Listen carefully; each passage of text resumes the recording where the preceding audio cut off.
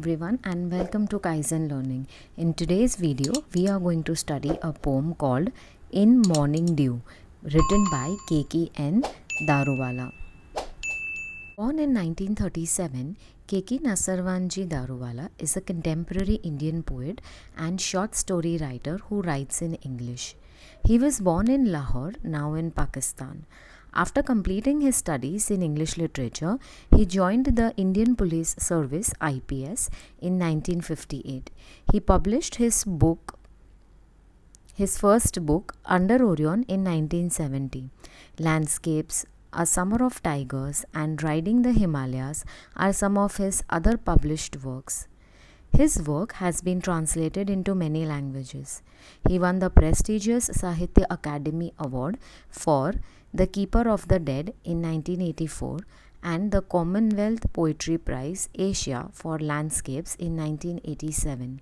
He was awarded the Padma Shri in 2014. Presently, he lives in Delhi, India. The poet himself has spent a lot of time in villages while working as an IPS officer, and that can be seen in his poetry. Before we begin with the explanation, let me give you a gist of what this poem is about. So, this poem is taken from The Scarecrow and Ghost, and it's about a scarecrow who is very busy as well as doubtful. He always sees the birds and animals around him, but is never able to see his own shadow. And he always has questions about how seasons come and go. He is even surprised to see how the climate also changes because of the season. So, in all, this poem is set in the world of nature and it shows the world through the eyes of the scarecrow. So now let's proceed to the poem for explanation. I would first like to tell you about the meanings of the difficult words from the first stanza. Okay, so the first word is dew. Dew means small droplets or small drops of water that forms on plants and leaves during night time. Then next one, scarecrow. So a scarecrow is a model of a person dressed in old clothes and is generally put up in a field to scare or frighten away the birds from eating away or from eating away the crops or destroying them. Spry. The word spry means alert. Fitter. Fitter means good health or to be strong and fit. Next word, spy. Spy means to keep a watch on something. Then next, lazes. Lazes means to rest or to relax. And the last word, snuff. Snuff means to extinguish or to end suddenly. In morning dew, the scarecrow combs his hair. In morning light, the scarecrow looks so spry. You know he's had a good night's sleep. He's now in a fitter state to spy on shouting monkeys and the porcupine. He gets to see everything all the time except his shadow, which lazes about till the evening snuffs the fellow out.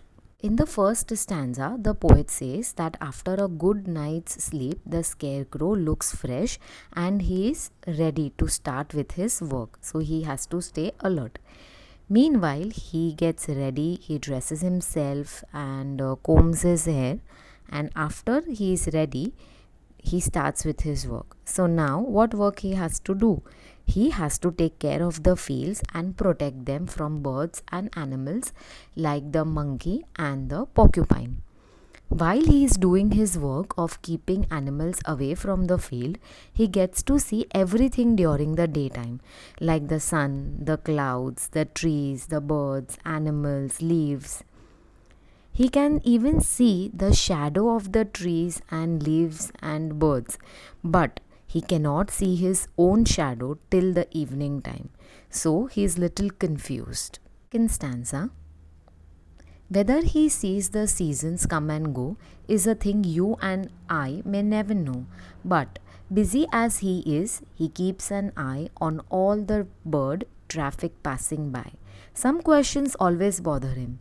How seasons come and go, the way the seasons to and fro. He doesn't know who's getting in, summer autumn, or the snow? Something he should surely know. In the second stanza, the scarecrow is busy keeping an eye on all the birds who try to come closer to him or towards the field. But some questions always bother him, like he has not seen the seasons come and go, and he doesn't know in what order do these seasons follow each other, or where do they come or where do they go.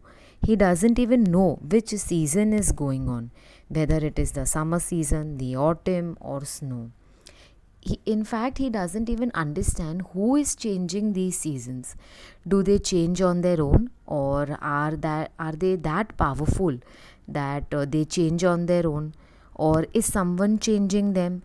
So he feels that he should have answers to all of his questions, and he must do something to find everything about the seasons.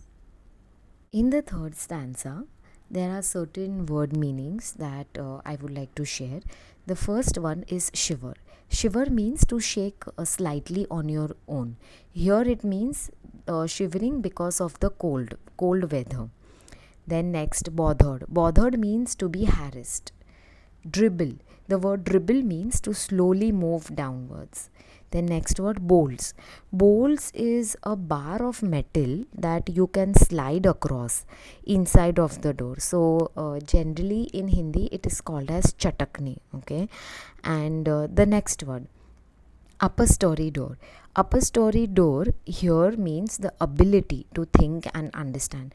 Actually, the word upper story door means the topmost floor of a building or a premises. He knows he shivers in the cold, and in the summer he will fry. Do seasons come up from the ground, or do they drop down from the sky? Are questions that have bothered him. Answers do not dribble in. To keep questions out and answers in, he bolts his upper story's door. Then he wonders why on earth his head goes round in circles, for while seasons circle round and round like oxen on a threshing floor. So here in the third stanza, he feels the changes because of the seasons. So all he knows is that during the winter season, his body starts shivering because of the extreme cold. And during the summer season, he feels very hot. So he feels that it is that hot that someone is frying him in a hot oil pan. At times he feels hot, and at times again he feels cold. So he wonders, what do these seasons do, or where do these seasons come up from?